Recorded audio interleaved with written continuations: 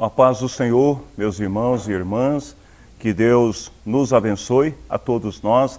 Quero convidar vocês para ficarmos em pé. Vamos estar orando ao Senhor.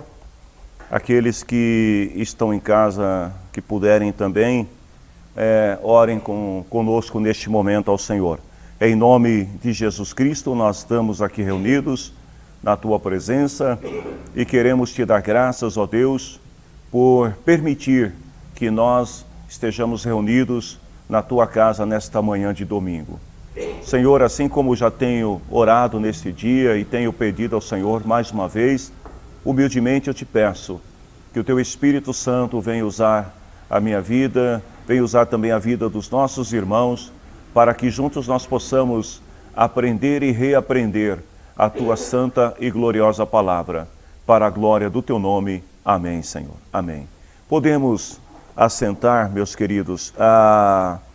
Eu vejo que alguns irmãos aqui já estão acompanhando o culto de casa, né? Então que Deus abençoe vocês que estão aí no seu lar e que Deus nos abençoe também nós que estamos aqui e dizer a vocês que vocês têm a liberdade também de fazer interrupções, né? Perguntas durante a apresentação desta aula.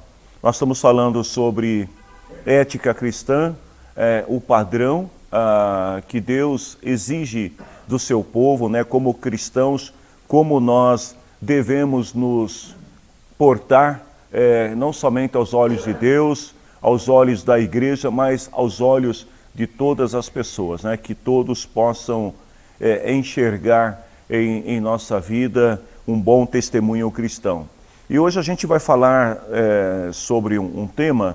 Eu até dizia aqui, antes de iniciar a aula para alguns irmãos, que esse é um tema que mereceria alguns capítulos à parte, mas não vamos fazer nesse momento, né? Nós vamos falar sobre a ética e a sexualidade. Então a gente vai dar uma apresentação muito rápida sobre a ética e a sexualidade hoje no casamento, na vida matrimonial.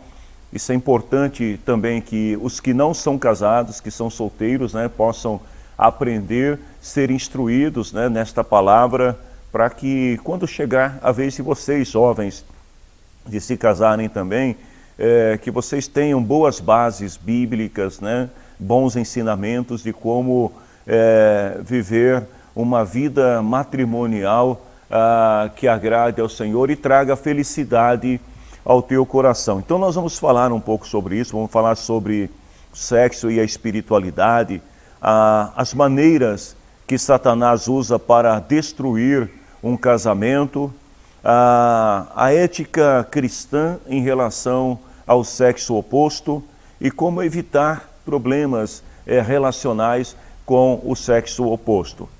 Então nós vamos começar falando um pouco sobre as aulas anteriores, só para a gente lembrar que nós falamos que o matrimônio, ele se dá, né, ele ocorre quando um homem e uma mulher decidem viver juntos como casal. Quando isso acontece, forma-se uma nova unidade social, né? Dentro dessa estrutura social chamada família, nasce uma nova unidade. A forma como esse contrato matrimonial se dá, ele difere de um país para outro. Eu tenho na minha estante um livro muito antigo, mas ao mesmo tempo contemporâneo, né, por causa da sua mensagem, que fala sobre a ética nos usos e costumes.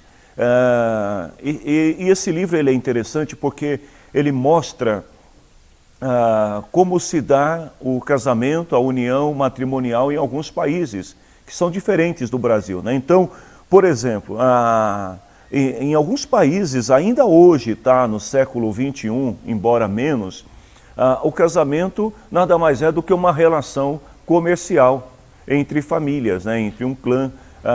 As pessoas decidem se casar com objetivos, né, financeiros, políticos, etc.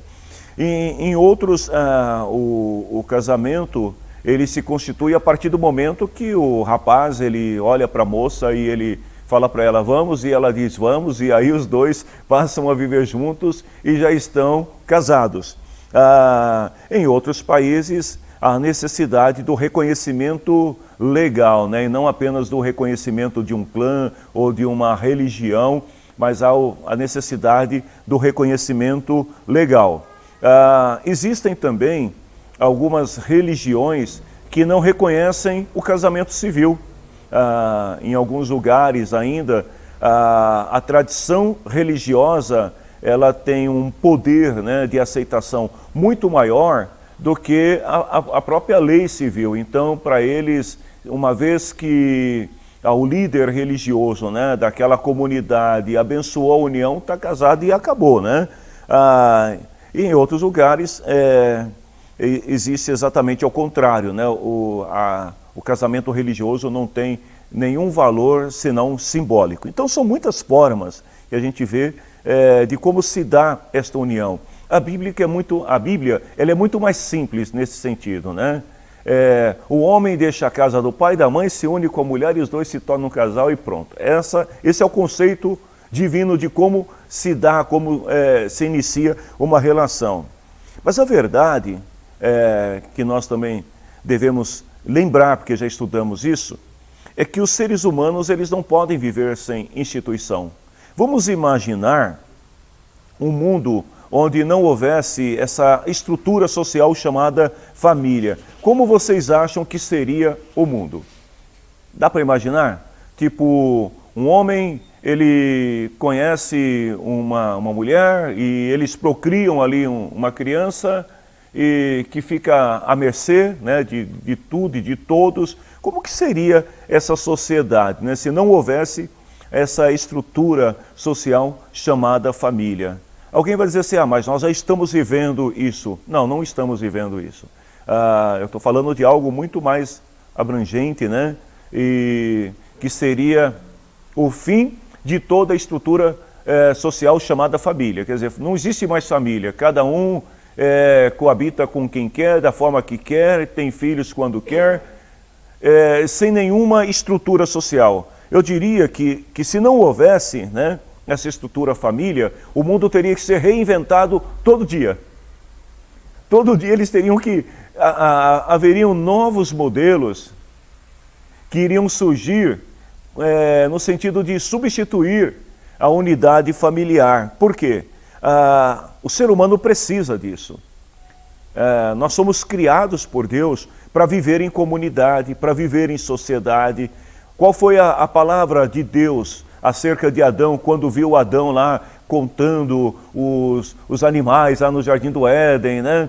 Deus falou assim, não é bom que o homem esteja... Não esteja o quê? Acompanhado, né? Não é bom que o homem esteja só. Por quê? O ser humano não deve viver isolado, ele precisa, né, ter alguém que esteja ao seu lado, que lhe assista, né? E aí Deus estabelece o padrão. E o padrão divino qual é? Eu vou criar uma que seja adjutora, que complemente ele, né? E aí Deus cria o homem. É isso mesmo? Não, Deus cria a mulher, porque é o complemento. Então os dois, aí ele fala assim, agora sim, os dois, né, unidos juntos, eles formam uma só carne, ou seja, formam um casal. Agora, mesmo, né, que a família, né, como a gente já estudou aqui, eu não vejo, né, o fim da família. Eu vejo, às vezes, alguns remodelamentos, né, algumas mudanças na forma de enxergar a família, mas a família, comunidade social, ela continua existindo. Mas também a gente deve observar que, mesmo havendo, né, esses padrões bíblicos, religiosos, sociais, as convenções sociais, né, que ajudam, né, na manutenção, na conservação da família, a humanidade ela está caminhando distante de Deus, né? As pessoas estão cada vez mais tentando se distanciar, buscando se distanciar do propósito, do plano original de Deus. Aí quando a gente vai lá para Romanos, já vamos abrir a Bíblia em Romanos capítulo 1, versículo 24 até o 27, porque a área sexual, é uma das principais áreas onde o diabo costuma atuar, com o objetivo do quê? De degradar, desmoralizar, né, o ser humano, tanto de modo natural, né, físico, moral, quanto espiritual, independente de ser casado ou solteiro. A área sexual é uma área onde o diabo tem atuado, né, e tem levado muitas pessoas à profanação do corpo, que é o templo de Deus, né, a desmoralização, né, a desonra pública. E em Romanos 1, do verso 24 até o 27, né, o apóstolo Paulo fala que Deus, né, ele entregou os seres humanos aos desejos do coração deles, para fazerem coisas sujas e terem relações vergonhosas uns com os outros. Porque uma vez que os homens, tendo conhecimento de Deus, não lhe deram a devida glória, uma vez que a humanidade, né, mesmo sabendo da existência de Deus, negaram esta existência e preferiram criar deuses para adorar, a Bíblia diz que então Deus lavou as mãos, né? Olha, e deixou que a humanidade seguisse o seu próprio curso, né? Ou seja, os desejos de seus corações. Aí ele fala assim, eles trocam a verdade de Deus pela mentira, adoram e servem coisas que Deus criou, em vez de adorarem e servirem o próprio Criador, que deve ser louvado para sempre. E aí Paulo fala que por causa dessas coisas, por causa desse afastamento, distanciamento espiritual de Deus, Deus entregou, deixou que eles vivessem as suas paixões vergonhosas. E aí fala das relações bissexuais, né? As mulheres trocam relações naturais que são contra a natureza, relações homossexuais. Os homens deixam relações naturais com as mulheres e se queimam de paixão uns pelos outros. Homens tendo relações vergonhosas uns com os outros e por causa disso recebendo no próprio corpo a paga, né, o castigo de seus erros. Então essa degradação moral, né, e também espiritual a partir da relação sexual tem causado, né, muito sofrimento, muita vergonha a toda a humanidade. Agora vejam bem, isso não quer dizer que o sexo tenha sido criado, né, para degradar, para desmoralizar o homem. Isso aconteceu porque a humanidade se afastou de Deus. Então a gente não tem dúvidas de que o propósito, né, o plano original de Deus, quando criou o sexo, né, estabeleceu lá macho e fêmea, homem e mulher, Gênesis capítulo 27, aliás, capítulo 1, versículo 27, fala assim, que Deus criou os seres humanos, parecidos com Deus, ele os criou, homem e mulher, e viu que tudo o que havia feito era bom. Ou seja, o que Deus fez é bom. A vida, né, sexual também faz parte do plano original de Deus. Agora, independente de Deus ter criado e do propósito, né, ser um propósito bom, como a gente vê em Gênesis 1:31, Deus viu que tudo aquilo que ele fez era bom, a gente percebe que para que isso realmente seja bom, precisa ser praticado aonde? No âmbito do matrimônio, da relação conjugal, dentro daquela unidade que Deus criou lá no Jardim do Éden. Homem e mulher que se juntam e formam um casal, uma unidade social. Então, Gênesis capítulo 2, versículo 18 e 24. Alguém pode ler para nós aí? Vejam bem, esta relação, ela é boa, ela é saudável, quando praticada exclusivamente dentro de uma unidade familiar, do matrimônio, né? Aí sim é visto como uma bênção divina. Gênesis 2, 18 e 24. Quem achou, leia para nós, por gentileza. E disse o Senhor Deus, não é bom que o homem seja só. Far-lhe-ei uma adjutora que esteja como diante dele. 22. 24. 24. Portanto, deitará o varão, o seu pai e a sua mãe, e apegará-se-á a sua mulher, e serão ambos uma carne. Muito bem. Aí, ainda corroborando com esse texto sagrado, a gente tem Hebreus, capítulo 13, versículo 4, onde o escritor aos Hebreus fala assim, que o casamento seja respeitado por todos e que os maridos e as esposas sejam fiéis um ao outro. Aí ele coloca assim, Deus julgará os imorais e os que cometem adultério. Ou seja, uma relação sexual fora do casamento é uma relação desaprovada por Deus. Ou seja, ela não é boa. Ela não tem aprovação de Deus. Os casais cristãos, por exemplo, eles devem, então, se você está casado, se você tem uma vida conjugal com alguém, é importante, então, que você dê valor a essa área, né? Eu vou chamar de área erótica, né?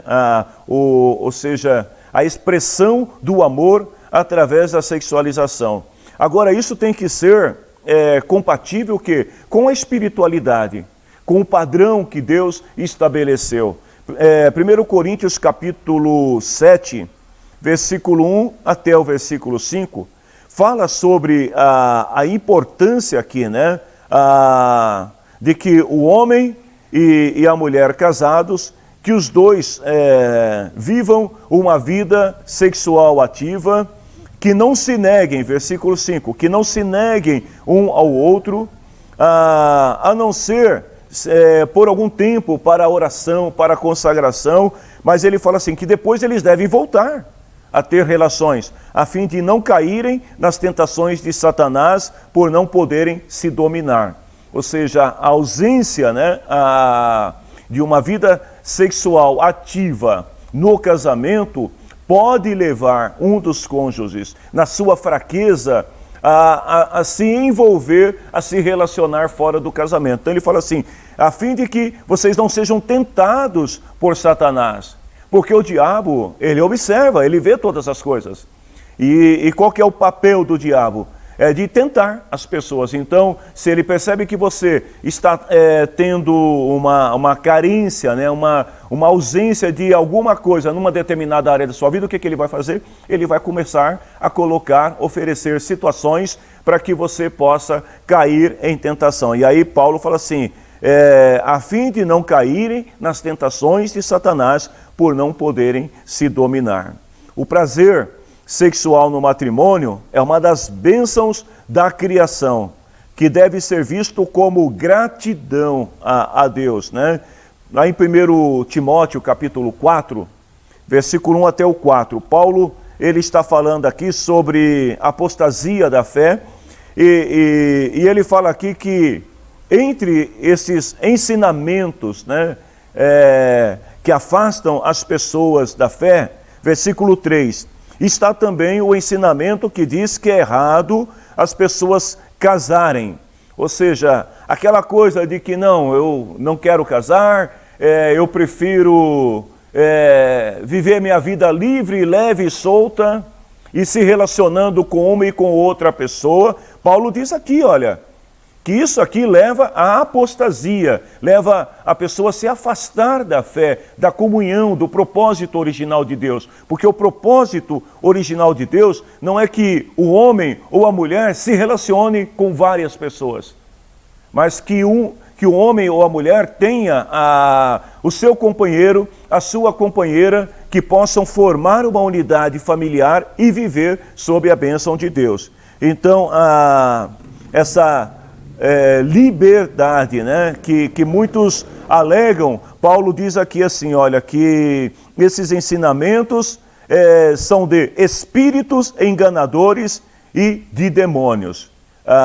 O casamento é uma bênção de Deus e por isso que aqueles que estão solteiros, que desejam se relacionar fisicamente com alguém, devem orar e pedir a direção de Deus para encontrar a sua cara-metade, encontrar outra pessoa com quem possa formar a sua unidade familiar. Até aqui tudo bem, gente? se fiquem à vontade para fazer perguntas. Vocês que estão em casa, também se quiserem fazer alguma pergunta, nós estamos acompanhando ao vivo aqui, né, os comentários dos irmãos aqui. Então, por gentileza, é só vocês escreverem e nós vamos tentar no decorrer da aula estar respondendo.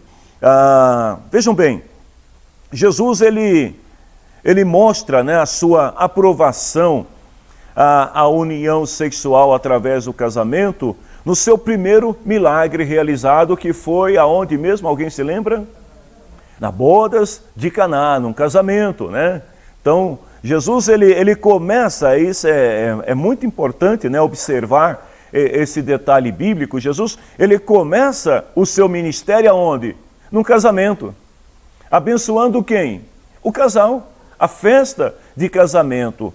Então, isso mostra que o desejo de Deus, o propósito, né, o plano de Deus é realmente abençoar o casamento, a unidade familiar.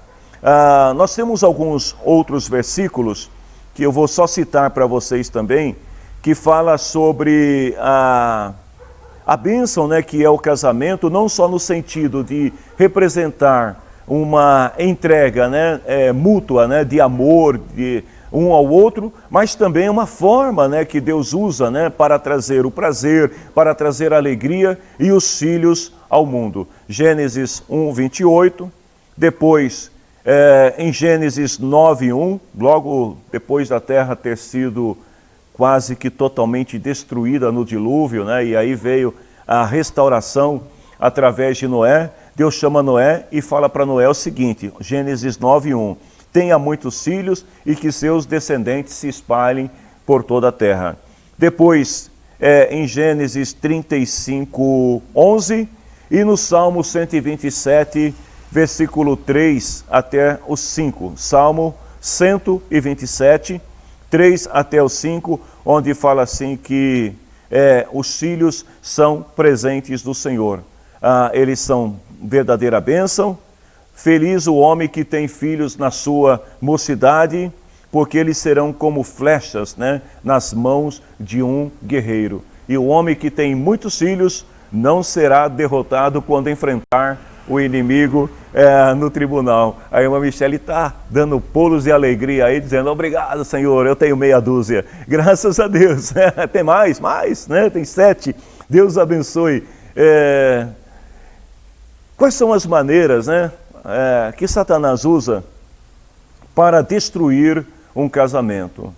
Para tirar as pessoas do padrão, né, estabelecido por Deus para a família. A gente tem enfrentado muitos desafios nessa época, né? Alguns países, e aí o Brasil também está incluso, né, nessa onda de liberalismo, né, de modismos em relação a casamento, né, estrutura familiar. A Bíblia fala lá em 2 Coríntios capítulo 4, versículo 2 e versículo 4, que o Deus desse século, ele cegou o entendimento das pessoas acerca da verdade. O Evangelho, né, que traz à luz, que revela o plano original de Deus em favor da família, da salvação, né, tem sido, ele tem sido ignorado, porque o Deus desse século, ele tem tapado o entendimento das pessoas. As pessoas, nós estamos vivendo uma época onde até mesmo pessoas dentro da igreja que deveriam ler mais a Bíblia e defender o que a palavra de Deus diz, já estão com aquele modismo, mas eu acho que, né? Mas irmão, a Bíblia está dizendo, então, eu sei que a Bíblia está dizendo, mas é que eu tenho a minha opinião. E a minha opinião vale mais do que a palavra de Deus diz. A gente vive esse tempo, né? E isso tem causado grandes problemas em relação à estrutura familiar. Sem querer entrar no mérito aqui, mas apenas citando fatos, né? Por exemplo, até mesmo líderes religiosos de grande expressão que casam e descasam com uma naturalidade incrível. E fazem isso como se fosse algo muito normal, como se fossem jovens, adolescentes que estão começando, né, a sua vida e que namoram, né? Embora eu acho que nem os jovens deveriam namorar tanto, mas são jovens, ainda estão naquele processo de conhecer o outro, né? E às vezes esses homens e mulheres agem da mesma maneira. Então eles casam e descasam com a mesma naturalidade, desacreditando aquilo que a palavra de Deus ensina acerca do casamento. E o pior de tudo, gente, é que muitas vezes essas pessoas são convidadas para instruir o outro sobre casamento. Eu lembro uma vez que eu estava numa reunião de pastores, de líderes, e uma pessoa me procurou, ela era uma ex-cantora secular, artista de televisão, que tinha se convertido ao Evangelho. E ela estava com o namorado dela. E ela pegou, me deu um cartão e falou assim: olha, pastor, Deus me chamou para o ministério de aconselhamento e eu tenho feito muitas preleções aí pelo Brasil afora, ensinando as famílias, os pais, como orientar os filhos, como viver bem no casamento. Eu gentilmente falei: muito obrigado, né? Deus te abençoe. Nunca liguei para as pessoas, falei: Deus, como que ela pode ensinar uma coisa que ela não vive? Como que ela pode falar de família se ela estava com um namorado que eu sei lá se era o 21º ou 32º? Então que base que uma pessoa dessa tem? E, infelizmente, essa cegueira espiritual, ela tem regido muitos cristãos que se deixam levar por isso e acabam não dando o devido valor ao que a palavra de Deus ensina. Então está se tornando comum os casais se separarem. E principalmente sob a alegação de que a gente tentou, mas não deu certo. A gente não se ama mais. Foi legal enquanto durou, mas não dá mais. Ou seja, essa coisa das pessoas se separarem sem nenhuma razão, né, que justifique, porque às vezes não existem razões. Eu tenho um capítulo desta aula que não vamos estar ministrando aqui, mas eu fiquei de gravar, inclusive, esse capítulo que é da aula 21, que fala sobre a Bíblia e o divórcio. Então existem algumas separações que podem levar à separação conjugal. Mas não é isso, as pessoas estão se separando porque assim, eu encontrei alguém mais interessante. Então vejam bem, esta afirmação, ela mostra a grande inversão de valores na sociedade atual, que coloca, né, os sentimentos e os desejos pessoais à frente dos votos matrimoniais e das obrigações assumidas. Às vezes, ao invés da pessoa buscar, por exemplo, uma ajuda, né, através de um aconselhamento pastoral, uma terapia de casal, uma orientação, apoio, outros meios, existem muitos outros meios que podem ajudar a restaurar o casamento, o que as pessoas fazem? Separa e tenta de novo. Não deu certo? Separa e tenta de novo. Agora, queridos, nós que estamos vivendo o Evangelho, que conhecemos a palavra de Deus, não podemos viver dessa maneira. Porque toda vez que isso ocorre, nós estamos nos distanciando do plano original de Deus. Pastor, eu vou perder a minha salvação se isto acontecer? Não, aqui não é uma questão de discutir salvação. Nós estamos falando de ética. Nós estamos falando do padrão que Deus deseja que cada um de nós viva. Então isso não estamos falando de salvação agora. Nós estamos falando do padrão, o modelo. Olha, Deus, Ele quer que você viva assim, porque se você viver assim, você vai ter uma boa velhice, você vai ter uma vida tranquila, os seus filhos também serão uma bênção. As pessoas, né, que tiveram, né, infelizmente, tiveram mais de um casamento, 2, 3 casamentos, que têm filhos de outras relações, sabe o quanto isso é duro, o quanto é difícil. Difícil para o filho, difícil para a pessoa, para todo mundo, porque todos sofrem por causa disso. Então, o que Deus quer é que a gente aprenda a viver dentro de um padrão que possa nos garantir uma boa vida.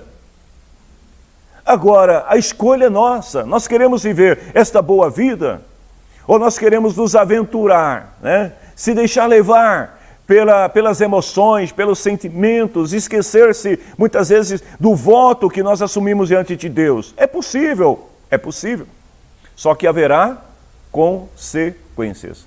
E aí não adianta a pessoa falar assim depois, nossa, porque Deus não me ajuda, né? Por que isso está acontecendo comigo? Fruto das decisões pessoais. Pode falar, irmã. Nossa, e essas decisões aí, elas acarretam em grandes perdas, né?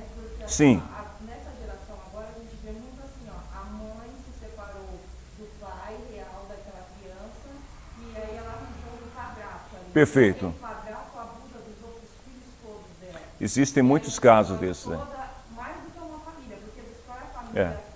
dela ali, destrói a família dos avós da criança e destrói a família da mãe do rapaz que cometeu aquilo. Então, Muito bem. destrói um monte de gente por causa de uma decisão que foi tomada. Você lembrou uma coisa muito importante, a violência, né, contra a criança, muitas vezes acontece dentro, né, do âmbito ali da família, por pessoas que às vezes não são o pai biológico, a mãe biológica. Também existem situações envolvendo pais e mães biológicos, mas a maioria das vezes não são.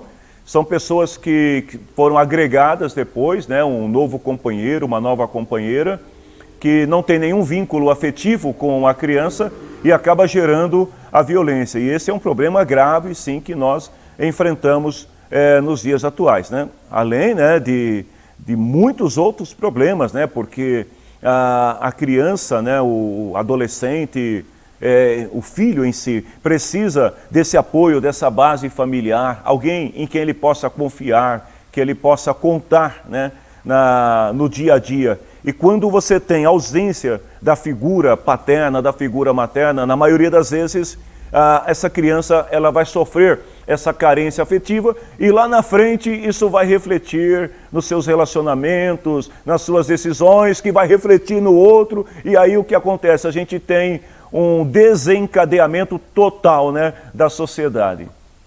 Pastor, e ainda tem lá atrás em Gênesis tem uma parte que vai falar sobre que a parte da sua parentela Sim. para viver com a sua mulher. Sim. Com os filhos. E muita gente esquece um pouco dessa base e coloca dentro de casa outras pessoas que não agregam a família. Perfeito. E aquilo também provoca essa mesma destruição com as crianças, às vezes com os maiorzinhos. Verdade, verdade. A ligação que ele fez que Exatamente. A presença, né, de um terceiro que não faz parte daquela unidade familiar é um grave problema, né? Vejam bem, o casamento não é algo transitório. Casamento é uma obrigação permanente. Vocês que são jovens, vocês têm a escolha, né, de namorar e se conhecerem, se não der certo, não avançar para o próximo nível, né, que é o noivado e depois o casamento. Alguns pulam etapa, namoro e casamento, não tem problema.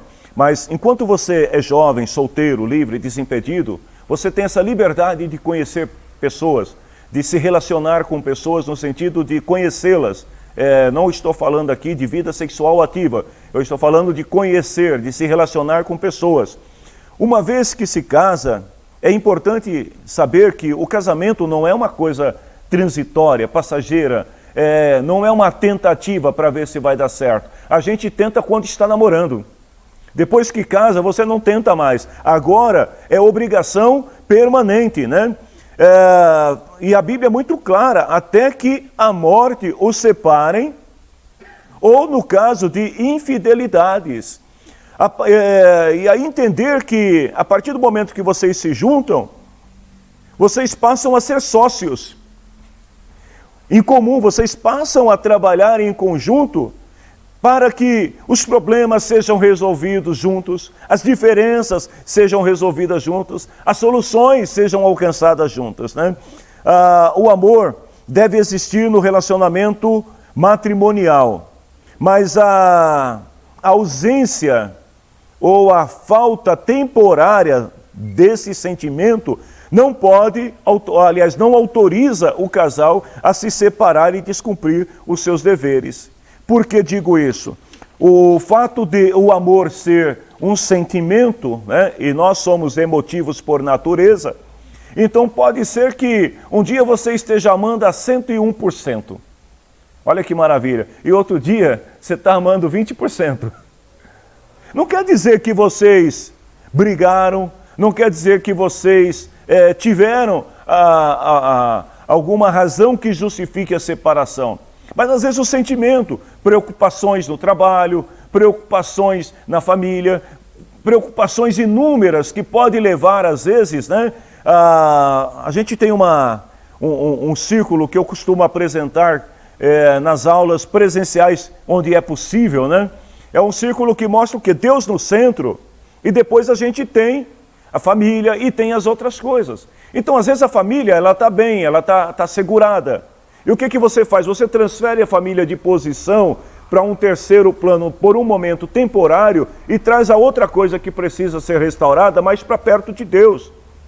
Por isso que Paulo fala lá, às vezes pode acontecer do casal, por um momento eles se separarem para se dedicar à oração, à consagração, à santificação, mas isso não os autoriza a se separarem.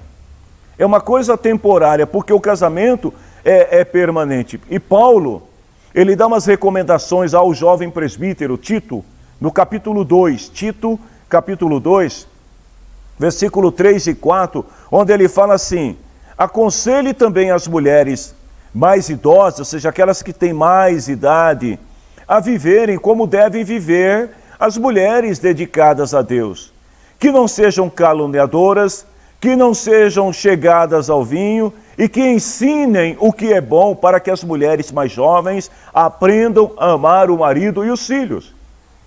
Ou seja, aquelas que já têm uma idade, né, uma experiência de vida maior, que estão casadas, devem procurar ajudar as mais novas a entender e compreender, né, que as dificuldades relacionais do matrimônio muitas vezes são temporárias, elas vão passar, mas o voto ele é permanente. Outro ponto importante que a gente vai ver diz respeito aos que se separam alegando estar em busca da felicidade. Deixa eu fazer uma pergunta aqui para vocês. Alguém aqui conhece alguma pessoa que se separou porque diz assim, eu precisava viver a minha felicidade, precisava ter felicidade? Alguém conhece alguém? Quem conhece aqui? Conheço muitos, hein? Pessoa que falou assim, olha, eu estou me separando porque não estou me sentindo feliz, né? Ou seja, essa coisa de dizer, né, estou buscando a minha felicidade é muito complicado. Porque às vezes as pessoas abrem mão do casamento, dizendo assim, eu estou buscando a minha felicidade. Só que depois, num outro relacionamento, elas também não vão encontrar a felicidade. Aí vão partir para outro e mais outro, e aquela busca incessante pela felicidade que nunca tem. A verdadeira felicidade no matrimônio, ela só é possível se os dois viverem os princípios que a palavra de Deus ensina. Se a gente atentar o casal cristão, estou falando aqui para casais cristãos, né? Atentarem para os princípios, aquilo que a palavra de Deus ensina, então será possível encontrar a felicidade plena, a verdadeira felicidade. A felicidade do mundo, ela é temporária. Por isso que eu falei agora há pouco da questão do amor, que está ligado a um sentimento, a felicidade está ligada a sentimentos também, que um dia estão mais aflorados, outro dia estão menos aflorados. Salmo capítulo 1, versículo 1, fala assim, que felizes são aqueles que não se deixam levar pelos conselhos dos maus, mas que seguem o exemplo dos que não, que não seguem os exemplos dos que não querem saber de Deus, que não se juntam com os que zombam de tudo que é sagrado. A pessoa que busca em Deus a razão, né, para a sua felicidade, ela encontra. Porque o único que pode trazer felicidade ao coração humano é a presença de Deus. O cristão, ele não deve ter uma visão egoísta da vida achando que vai ser feliz sempre. Nenhum de nós, né, vamos viver todos os nossos dias terrenos em plena felicidade, gozo, né? Eu nunca vou ter tristeza, eu nunca vou chorar, vai ser, sabe, só se você for maluco, né? Tiver faltando um parafuso. Mas se você for uma pessoa que goza de plenos gozos da sua faculdade mental, você sempre vai ter essas nuances. Pode falar, irmão. Pastor, o amor, ele é um sentimento ou ele é uma decisão? Sentimento. A decisão, né, de sentir ou não cabe a você. O amor é um sentimento, né? Está relacionado, o amor está muito relacionado àquilo que você vê, àquilo que você ouve, àquilo que você toca, àquilo que você diz, né? E a ausência disso pode também levar ao esfriamento desse amor. Não quer dizer que ele morreu totalmente, está lá. Mas vamos imaginar, eu gosto do exemplo do balde, né? Sempre uso o exemplo do balde com o furinho lá, né? Então, numa relação, se você tem um furinho lá e você não alimenta a parte de cima, vai vazando, vai esvaindo, né? O balde continua lá. Mas se não for preenchido, né? Então, e a mesma coisa, né? Em relação à felicidade. Porque a felicidade é algo que a gente sente, mas ela também ela sofre, né? Com o ambiente externo, com os ataques, as coisas que acontecem no dia a dia. 1 Coríntios capítulo 9, versículo 12, né? Paulo fala assim: se outros têm o direito de esperar isso de vocês, será que nós não temos muito mais de direito do que eles? No entanto, nós não temos usado esse direito, pelo contrário, temos aguentado tudo para não atrapalhar o Evangelho de Cristo. Paulo está falando aqui de um conflito ministerial, mas eu queria trazer isso para a realidade também do casamento. Paulo estava falando de um conflito ministerial que ele estava vivendo aqui, que era a falta de reconhecimento do seu ministério apostólico pela igreja de Corinto, uma igreja que Paulo constituiu, que amou como filho, que ensinou aqueles cristãos a darem os primeiros passos. Mas agora, eles estavam, de certa forma, ignorando, né, aquela relação de paternidade apostólica que Paulo tinha em relação à igreja de Corinto. Então, Paulo diz assim, olha, nós temos aguentado tudo para não atrapalhar o Evangelho de Cristo. Numa relação familiar, conjugal, pode acontecer de um dia ou outro, o esposo ou a esposa, chegar, por exemplo, do trabalho, estressado. Ou isso nunca aconteceu na casa de vocês, né? Uma situação de estresse no trabalho. E às vezes a pessoa chega e naquele momento, né, ela está insatisfeita, não é com o cônjuge, ela está insatisfeita consigo mesma, está insatisfeita com a situação, só que isso acaba vindo para dentro de casa. E por que vem para dentro de casa? Porque a casa é o seu porto seguro. A casa é o lugar onde você vai encontrar a esperança, a força, a alegria, tudo aquilo que você precisa está dentro de casa. Só que na outra ponta, vamos imaginar, você tem um cônjuge estressado, né? Abatido com alguma situação que aconteceu, chegando em casa, e do outro lado você tem um cônjuge despreparado para ajudar naquele momento, o que a gente vai ter? Um conflito. E esse conflito ele pode aumentar esse estado de infelicidade que antes era do trabalho, passa também a ser um problema agora conjugal. Por isso que tanto o homem quanto a mulher de Deus precisa ter sabedoria, para poder saber lidar com essa situação. Se a mulher falou mais alto, meu irmão, fala menos, deixa quieto. Aliás, o ideal é não falar nada, tá? Quando a mulher fala, a melhor coisa que um homem faz, tá? Um conselho de um homem para homem. Quando a mulher fala, a melhor coisa que você faz é não falar nada, porque tudo que você falar será usado contra você. Então não fala nada, fica quieto. Porque depois de meia hora, passou. Depois de meia hora, ela... E aí você fala depois, se você quiser falar. Mas na maioria das vezes os homens nem falam, até esquece, passa, releva. Mas você também, mulher. Se acontece ao contrário, se o esposo começa a falar demais, não contente, né? Não discuta, não perca tempo querendo debater, porque quando o ânimo de um está mais exaltado, a melhor coisa, a Bíblia diz que é no silêncio, né?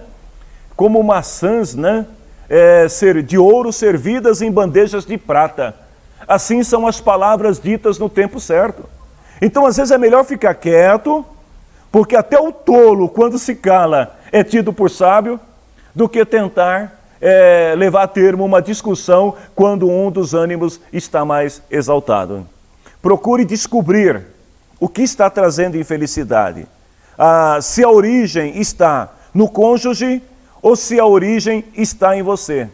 E no exemplo que eu citei, a origem não estava no cônjuge. A origem estava onde? No trabalho.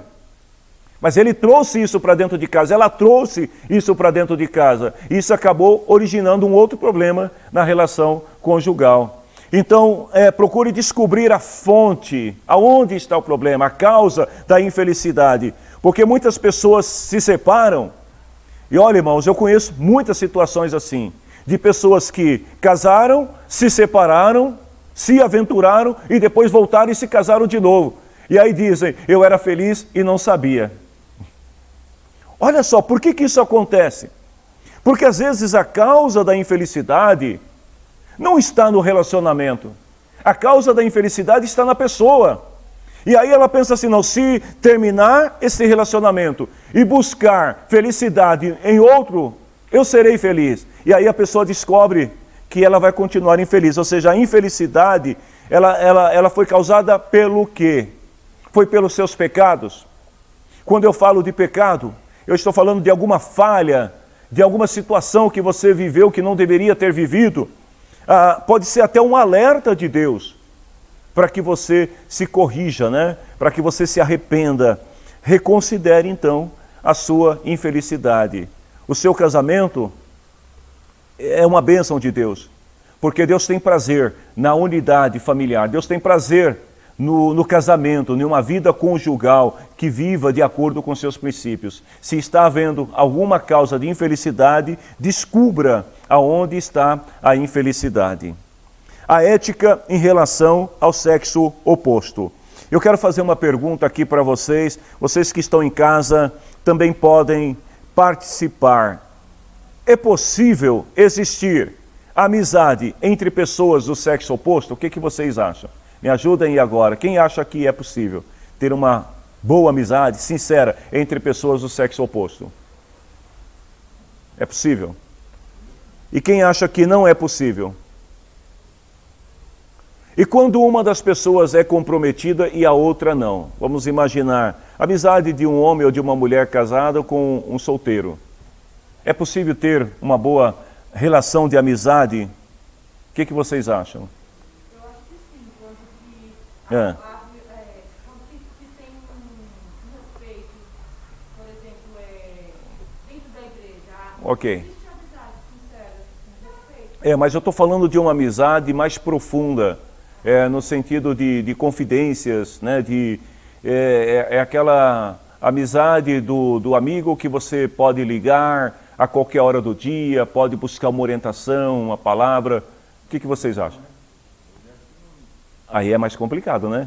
Eu não estou falando do relacionamento social, sabe? Aquela amizade comum que as pessoas têm. Eu estou falando de, sabe, uma relação de amizade, de mais intimidade. Quando a gente fala intimidade, eu não estou falando de vida sexual. Estou falando de intimidade, de respeito, de confidencialidade, de compartilhamento de coisas. Então eu vou voltar a fazer a pergunta. Vocês acham que é possível? Eu acho que sim. É possível? Porque é possível quando a gente tem, por exemplo, pastor e membro, tem aquele irmão mais... Eu acho que tem. Muito bem. E vocês que estão em casa aí, ninguém está participando dos que estão em casa. Às vezes eu tenho a impressão que os irmãos ligam o celular, deixam lá ligado e vai varrer o quintal, vai tomar café, né? Se você estiver aí conectado, responda para nós também agora, você que está assistindo o culto de casa aí. Eu estou vendo que alguns irmãos aqui estão assistindo. É possível existir uma amizade sincera, né, entre pessoas do sexo oposto? Pois não, pastor, pode falar. A coisa tem que voltar às bases e às raízes. Tá? A palavra de Deus é bem clara. E se qualquer tipo de amizade for baseada, antes de tudo, no temor da palavra de Deus, funciona. Senão, a palavra é bem clara, tem que cumprir. Passando disso aí, é procedência maligna. Muito bem. Então, se há uma base de confiança, de confidencialidade, como o irmão falou, né, respaldado pela palavra de Deus, não é possível tudo. Perfeito. Olha, muito Deus, bem. como pastor, e como uma pessoa que eu acho que aqui, de todos que ninguém mais pode falar de casamento. 50 e quantos anos, pastor? 56, quando a minha esposa faleceu. Viveu 56 anos casado com a mesma mulher. Pastor tem um testemunho de vida e assim, eu conheci a casa do pastor, eu lembro de reuniões de domingo dele lá, aquela reunião familiar do pai, né, da mãe e os filhos ali, os netos, genros. Era muito lindo, né, pastor? Realmente o pastor, se tem alguém aqui que tem propriedade para falar sobre casamento, né, sobre se há ou não essa possibilidade, é o pastor João Bosco. Obrigado, pastor. Olha, a gente recebeu aqui, por exemplo, a irmã Sandra falou assim, eu não acredito nesse tipo de amizade, não é possível. O presbítero, Donizete, ele fala assim, eu não acredito. O irmão Márcio fala, olha, eu acredito que sim, mas é raro. Ou seja, vejam bem, pode ser que as duas partes, né, estejam buscando uma relação de amizade sincera. Então, nesse aspecto, é possível, né, uma amizade respeitosa e sem qualquer interesse. Mas aonde está o perigo?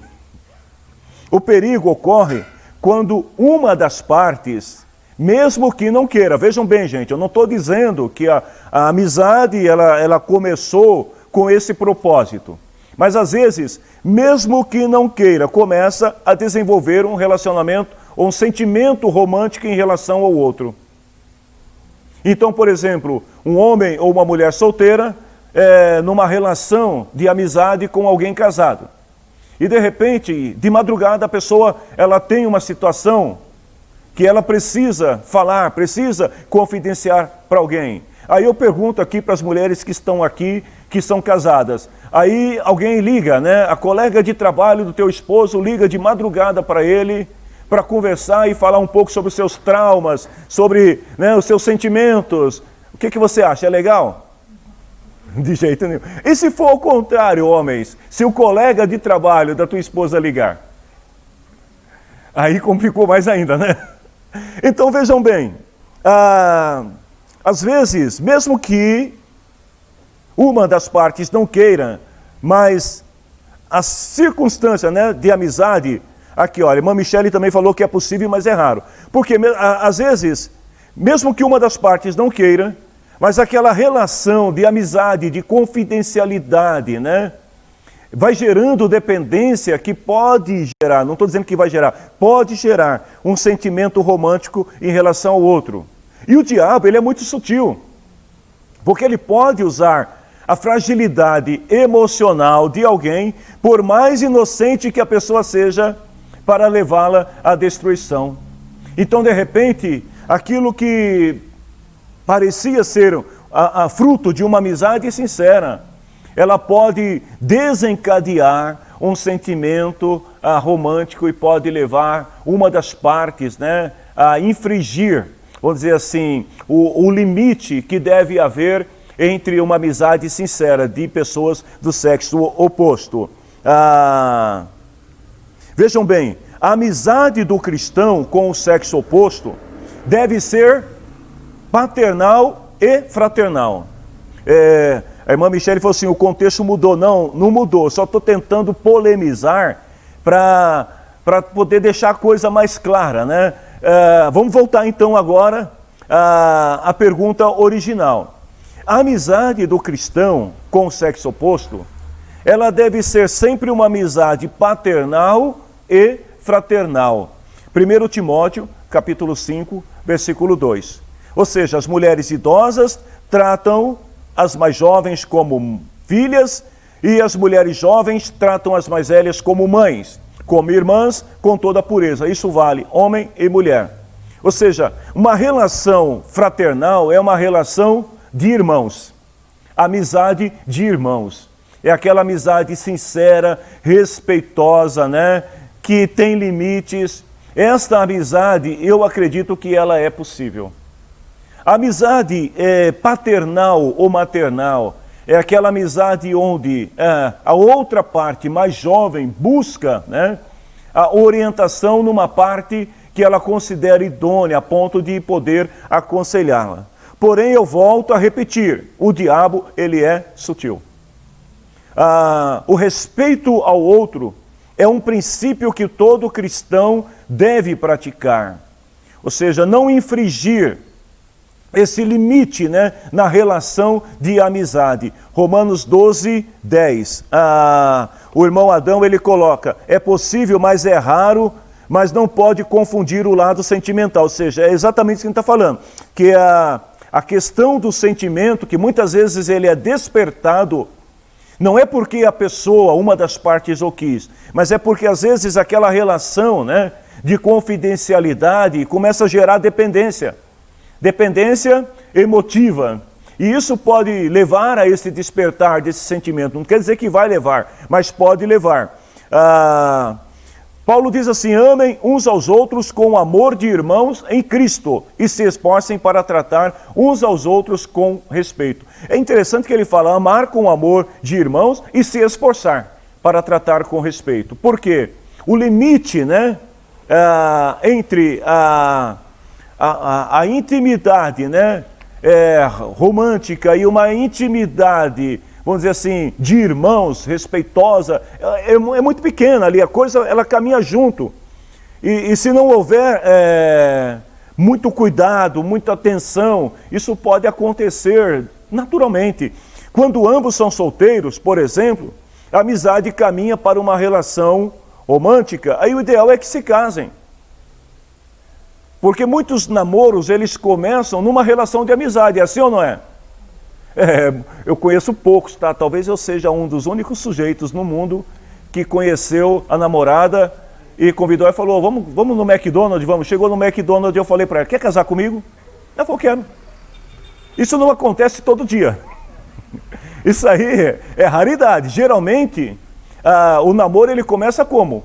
Amizade. As pessoas vão se conhecendo ali, começam a se falar, trocam, né? Hoje em dia trocam mensagens, né? Trocam imagens, de repente um passeio, e ali vai desenvolvendo esse sentimento. Quando esse sentimento, né, ele é puro, ele é sincero, ele é verdadeiro, a Bíblia diz em 1 Coríntios capítulo 7, versículo 9, que assim, não se deixem dominar, né, pelo desejo sexual, mas casem, porque é melhor casar do que ficar queimando de desejo. Cara, se você ama ela, menina, se você ama ele, então se casem, né? Casam e sejam felizes. Se um dos dois estão comprometidos, devem fugir das tentações e evitar o pecado. Mateus capítulo 5, 28 até 30, olha o que Jesus fala, né? Ele fala assim, olha, quem olhar para uma mulher e desejar possuí-la já cometeu adultério no coração. Então a questão ela é muito mais séria do que nós pensamos. Porque às vezes mesmo numa relação pura, né, ingênua, de amizade, pode surgir o despertar, né, para as paixões. O diabo ele vai trabalhar exatamente nessas áreas. Então toda prudência é necessária. E outro detalhe importante é que a amizade entre um homem e uma mulher que estejam comprometidos, casados, noivos ou namorados, jamais deve sobrepor a sua relação com o outro. Ou seja, se você é casado, nenhuma amizade pode ser mais importante do que o seu casamento. Nenhuma pessoa pode interferir na sua relação de casamento. Alguém vai dizer assim, pastor, eu não ligo, ainda mais pastor que sofre com isso, né? Se alguém te ligar de madrugada para buscar um conselho, não tem problema nenhum, desde que aquilo não interfira na relação conjugal. Se estiver interferindo, você pode ser pastor, pastora, pode ser líder, pode ser quem for. Se aquilo está interferindo, o que você faz? Não atenda, porque a sua relação conjugal, matrimonial, deve ser a prioridade. Bom, minha gente, o último tópico que nós vamos falar a pastora Eliana está falando assim que em seus tempos de juventude, né, a gente trabalhava, estudava, fazia cursos, atividades na igreja, não tinha muito tempo para namorar. Então, por isso que quando apareceu, né, o sujeito maluco aqui, falou para quer casar, ela falou, vamos, né, não vamos perder tempo, porque não tinha tempo para namorar. Realmente era uma vida muito difícil, porque era trabalho, né? E as pessoas que me conheciam na época, sabe, era trabalho, estudar, igreja, não tinha tempo para nada. Então, se não tem tempo, é melhor casar logo e aí já resolve a parada. Como evitar problemas relacionais com o sexo oposto? Eu vou falar para vocês, rapidamente, 12 conselhos importantes que valem tanto para os jovens solteiros quanto para os que estão casados. Primeiro, trate as pessoas do sexo oposto como se fossem irmãos e irmãs, pais e mães e nada além disso. O jovem cristão, ele deve olhar para o outro do sexo oposto e ver nele um irmão, uma irmã, um pai, uma mãe e nada além disso. O que vai despertar, né, em você esse sentimento de amor, esse sentimento romântico, né, e desejo de se casar com outro é a amizade. Tudo começa na amizade. Então, o jovem cristão, não é porque ele é jovem, solteiro, que ele pode, desculpe aqui a expressão, se a linguagem não estiver a contento, né, se estiver muito coloquial, mas ele não pode ficar catando todas na igreja e ela não pode ficar catando todos na igreja. Ou mesmo fora da igreja. O respeito que deve existir é o seguinte, pense que aquela outra pessoa poderia ser a tua irmã, o teu irmão, e que se você enganar a pessoa, né, fingindo ter por ela um sentimento que não existe, você pode estar causando danos, né, às emoções desta pessoa, você pode estar causando danos à moral dessa pessoa. Então o respeito, né, que um deve ter pelo outro. Segundo, não se reúna a só com uma pessoa do sexo oposto em lugares privados. Se isto for necessário, que não seja rotina.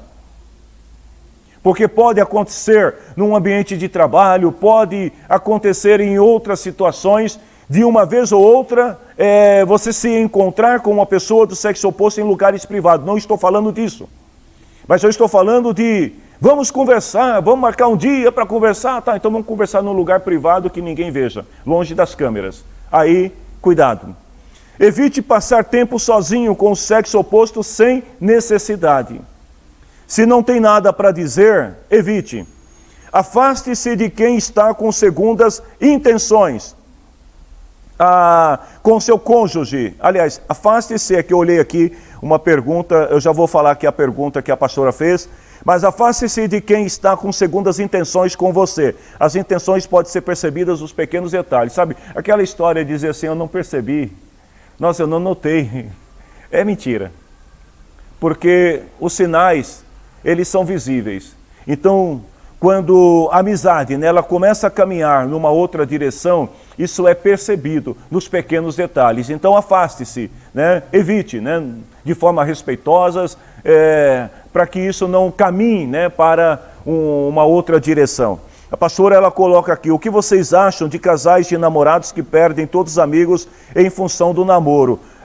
Bom, eu vou dizer uma coisa aqui para a pastora, essa aula, a semana que vem a gente vai falar muito para os jovens, né? A gente vai falar sobre sexualidade e espiritualidade, mas com foco na juventude. Então, essa pergunta eu vou responder na próxima aula. O que vocês acham de casais de namorados que perdem todos os amigos em função do namoro? Só deixando bem claro que o compromisso, né, assumido, ele deve ter prioridade em relação a qualquer outro relacionamento. Discuta as suas tentações, expectativas sexuais com seu cônjuge, busque orientação bíblica e sábia para a sua vida conjugal. Antes de você sair falando para as pessoas dos seus problemas sexuais, conjugais, relacionais, busque primeiro orientação na Bíblia, busque nas literaturas de aconselhamento, e se você não encontrar e precisar, então busque um conselheiro que seja sábio, que seja idôneo. Não fale das suas intimidades para qualquer pessoa, mesmo que a pessoa se apresente como a melhor amiga ou melhor amiga. Aliás, a melhor amiga e o melhor amigo são problemas, né? O salmista diz assim, Salmo 51, se não me engano, aquele que comia no prato comigo, né?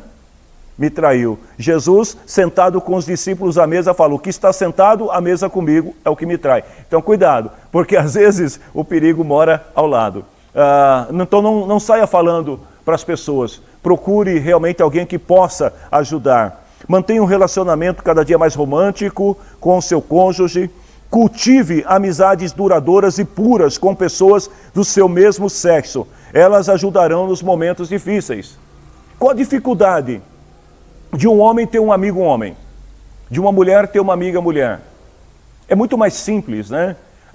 Então, cultive as amizades duradouras. Eu acho muito bonito aqui em nossa igreja a geração, né, de adolescentes, de jovens que estão crescendo juntos. Às vezes, as pessoas que chegam aqui à igreja e que conhecem alguns de vocês falam assim, eles parecem tudo irmãos, porque eles são muito unidos, são respeitosos, e isso é importante, né? Porque são amizades que vocês estão construindo ao longo da vida. Imagine aqui o Arthur, né? E o Herbert, que são mais ou menos aí da mesma idade, vocês se conhecem desde criança. Hoje vocês já estão adolescentes, daqui a pouco vocês estão jovens, daqui a pouco são casados, daqui a pouco são pais, são avós, né? E aí, essa amizade, esse respeito, né, que vocês têm um com o outro, e os demais também. Então, cultive estas amizades duradouras. Evite queixar do seu casamento ou da vida amorosa com pessoas do sexo oposto. Se você quer conselho, né, fale com a pessoa certa. Evite envio de mensagens particulares. Se tiver que dizer algo, seja objetivo. A porta de entrada para uma relação ilícita pode começar com um gifzinho e outras mensagens. Às vezes aquela mensagem de duplo sentido. Eu não quis dizer, mas estou dizendo. Isso é muito perigoso. Os gifzinhos, né? Aquelas mensagenzinhas, tome muito cuidado. Para quem você manda, com quem você fala, porque você não sabe como está a outra parte. De repente a pessoa fala assim, pastor, eu não tenho problemas em relação a isso. Eu tenho equilíbrio, mas será que o outro tem? Você não pode estar entrando numa porta que estava aberta, que você pensou que estava fechada. De repente, a outra pessoa está fragilizada. E por nós não conhecermos o outro, o risco é muito grande. Então evite, hoje em dia, isso tem sido um problema muito sério, tanto que já existem até leis específicas relacionadas a isso. A essa questão da virtualidade, que tem se tornado cada vez mais comum. Se perceber que alguém está agindo com segunda intenções, envolva teu cônjuge na amizade. Deixe claro que você compartilha a sua vida com o seu cônjuge. Alguém falou alguma coisa com você? Peraí, olha, fala aqui com a minha esposa. Acabou. Fala aqui com o meu esposo. Pronto, você resolve ali o problema. Mostra que você compartilha, que você tem uma vida aberta, transparente com o seu cônjuge. Não fale das perspectivas amorosas para alguém do sexo oposto. Sabe, falar daquilo que você gosta, do que você gostaria, do que você tem intenções com alguém do sexo oposto, porque pode ser que a outra parte não esteja preparada para ouvir. A vontade de Deus é que você mantenha uma vida santa. Ela pode te ajudar. E como a gente faz isso? Orando, vigiando e lendo a palavra de Deus. Sendo sábios na nossa maneira de viver. Eu volto à pergunta, é possível ter uma amizade sincera? É possível. É aconselhável? Não. É possível que tenha amizade, mas essa amizade ela precisa ter um limite. E qual que é o limite? Aquilo que nós vimos na Bíblia, de irmão e irmã, de pai e mãe, de filho. Nada além disso. Porque o que passar disso, né? Aí já pode comprometer a sua estabilidade emocional, espiritual e conjugal. Amém, meus irmãos? Pode falar, pastor. Pastor, o negócio do casamento é tão sério, em matéria de amigo e amiga, no casal, Sim. o melhor amigo é esposo, a melhor amiga é esposo. Olha, um homem que foi casado quase 60 anos, né? O pastor João Bosco está falando uma coisa muito importante. O teu melhor amigo é o teu esposo. A tua melhor amiga é a tua esposa. Melhor amigo, o melhor confidente, a melhor confidente. Se você tem que dizer algo, diga para o seu cônjuge. Não diga para os outros. Aquilo que, se o teu cônjuge não pode resolver, não pode ajudar, procure conselho, os dois juntos. Mas não abra o coração para outros. Mais alguém quer fazer alguma observação? Nós estamos chegando ao fim desta aula. Eu espero que ela tenha contribuído de alguma forma para nós pensarmos um pouco mais. Nós estamos falando de ética, o padrão, né, que nós devemos ter e agir como cristãos, e que o Senhor nos abençoe. Jovens, semana que vem, se preparem, porque nós vamos falar mais diretamente para vocês sobre a sexualidade e a espiritualidade. E aí a gente vai poder discorrer um pouco também sobre esta pergunta que a pastora fez aqui, quando o namoro interfere nas relações,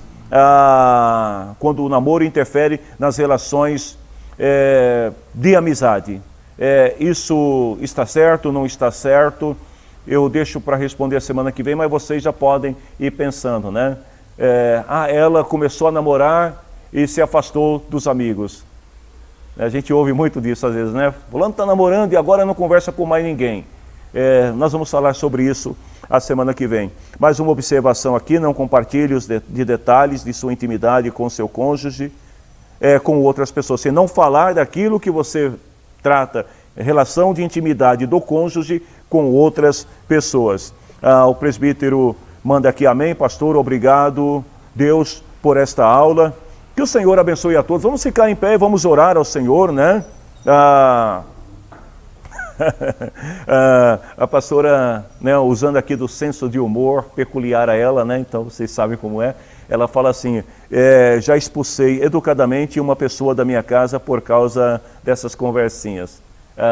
De querer falar da vida conjugal para o outro, né? Às vezes a pessoa começa a falar, e às vezes até eu não pude entrar no tema, vocês estão em pé, mas só para uma experiência, ou algumas experiências pastorais que eu passei, mas citando uma, quando eu era pastor na cidade de Carapicuíba, muitos anos atrás, que uma pessoa que inclusive estava ligada à liderança de mulheres, e ela ia muito na casa das pessoas e se envolvia muito com a vida pessoal das pessoas, e teve uma irmã casada que começou a compartilhar muito da sua vida conjugal com esta mulher. E o final da história é que as duas acabaram se envolvendo fisicamente, sexualmente. E na época foi um problema muito sério, causou muitos danos à igreja. Mulher. Porque às vezes fala assim, eu não vou falar das minhas intimidades para alguém do sexo oposto, mas às vezes confidencia, compartilha muito com a amiga ou com um amigo. Cuidado, né? Lembrando as palavras que disse aqui o pastor João Bosco, né? Seu melhor amigo, seu melhor confidente, seu melhor conselheiro é o seu cônjuge. Amém. Deus abençoe a todos os irmãos que estão mandando mensagem aqui. Obrigado, eu fico feliz quando vocês participam, né? Porque às vezes a gente está aqui com um grupo de irmãos e tem-se a impressão que do outro lado não tem ninguém, mas aqui os irmãos estão partilhando aqui. O presbítero pede aqui para aconselhar que a melhor resposta possível de amizade, sim, mas não é aconselhado. Ou seja, é possível, né, ter, mas evite, porque evitar é melhor do que cair, do que pecar. Vamos orar ao Senhor, vamos dar graças a Deus. Deus abençoe vocês. Às 18h30 nós temos a nossa reunião de culto, pontualmente às 18h30. E eu creio que hoje à noite será mais uma reunião muito abençoada. Aproveitem para compartilhar com as pessoas o link do culto, o link desta aula também, né? Ajude-nos a arrumar mais inscritos também para o canal da igreja. Anteontem eu estava conversando com algumas pessoas que o nosso canal teve, nos últimos 28 dias, 18 mil horas de visualização. Ou seja, as pessoas estão assistindo o nosso canal, mas nós precisamos de inscritos. Porque se nós tivéssemos mais de 1000 inscritos, a igreja também estaria sendo abençoada com essas 18 mil horas de visualização. Então, ajude a gente, divulgue para os amigos, peça para as pessoas. A melhor forma de divulgar é pelo WhatsApp. Mande o link para as pessoas e diga assim, olha, ajude, né, e se inscreva no canal da minha igreja. porque se nós chegarmos a 1.001 pessoas, com certeza vai ser muito importante para a igreja e vai ajudar também a divulgar e expandir mais o Evangelho. Deus, em nome de Jesus Cristo, nós te louvamos, agradecidos. O Senhor tem sido bom e maravilhoso com todos nós, com esta casa, com teus filhos. Senhor, nós sabemos que não somos perfeitos, que muitas vezes nós erramos, Senhor, erramos na maneira como nós nos portamos, como nós agimos, porque somos falhos. Mas debaixo da tua graça, Senhor, nós buscamos o perdão, a reconciliação, buscamos debaixo da tua graça a sabedoria, o entendimento, para que os nossos casamentos sejam abençoados, sejam honrados pelo Senhor, para que esta geração de jovens, adolescentes, Senhor, também possam crescer nos mesmos princípios e terem, Senhor, vidas abençoadas, do quais, depois de muitos anos, Senhor, o tempo que o Senhor permitir a eles, no futuro, eles possam olhar e também com um olhar de gratidão e dizer que o Senhor foi bom, que o Senhor os abençoou. Seja com todos nós, com a tua igreja, é o que eu te peço. Em nome de Jesus, abençoa, Senhor, todas as famílias, todos os casamentos, para a glória do teu nome. Amém. Deus abençoe a todos. Bom domingo, povo de Deus.